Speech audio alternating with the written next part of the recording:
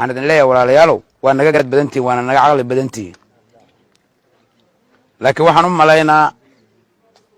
mushkulada jirta u baahan in la baaro bahasha qabyaalad la yiraahdo haddii caana lagu maalaay oo wax lagu gaaraay oo la kala adkaanaay oo dhul la kala qabsanaay oo sharaf la kala helaay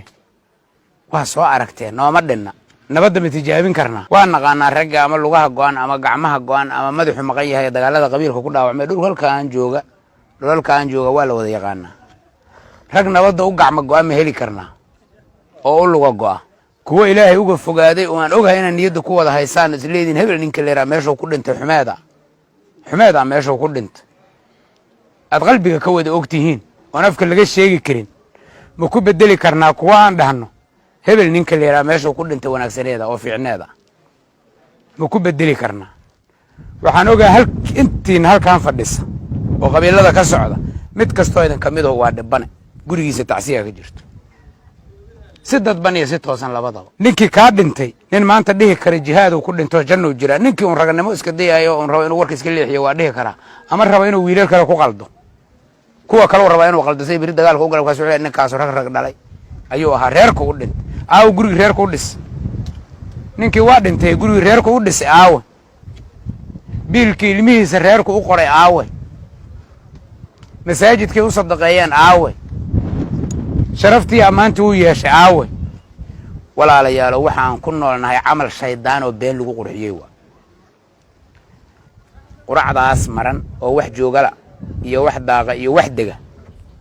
ayaad isku haysataan waa nugu yariyihiin kii horena waa bannaanya tacsiyaad ku wada jirtaan guryihiinni adduunsan dhibna uma aragtaan weliina mid kale sii dishaana rabtaan waxaan leeyahay odayaashu waa dadaaleen kulay dhibaa haysta waa ay raggeenaan leekaayeen in colaadu socotay waa u malaynaa ragga dhalinyarada halkaan jooga ayaan rabaa inaan fariin u diro iyo kuwa kalena daawo doona cimriga aabayaashiin iyo adeeradiin dagaalka ku gaarina ku gaarinina shalayga ay qabaan maantana ha qabinina maantaad fursad haysataan aakhiro cid lagu soo ammaanay oo qabiil u dhimantay haddaa ogtihiin ku dayda waa okay waa fiicanta qof inta qof qabiil u dilay laleeyahay alla ninkii hebel ahaa jannadii meel fiican inta aayad loo helo sheekh aayad kor saari karo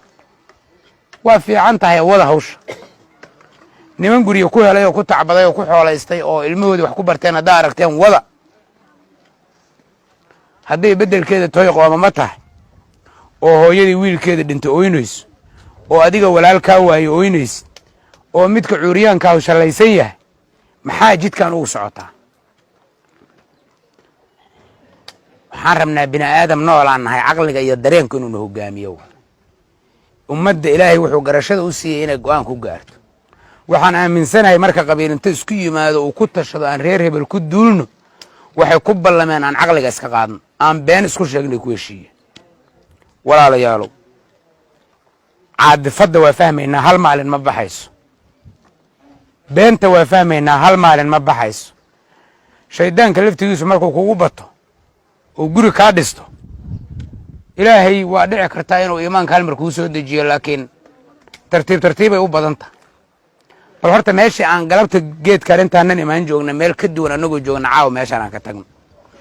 waxaan idiin sheegayaa ilaahay ugu ogyahay labada dhinacba waa la socdaa waxaad isku haysataan been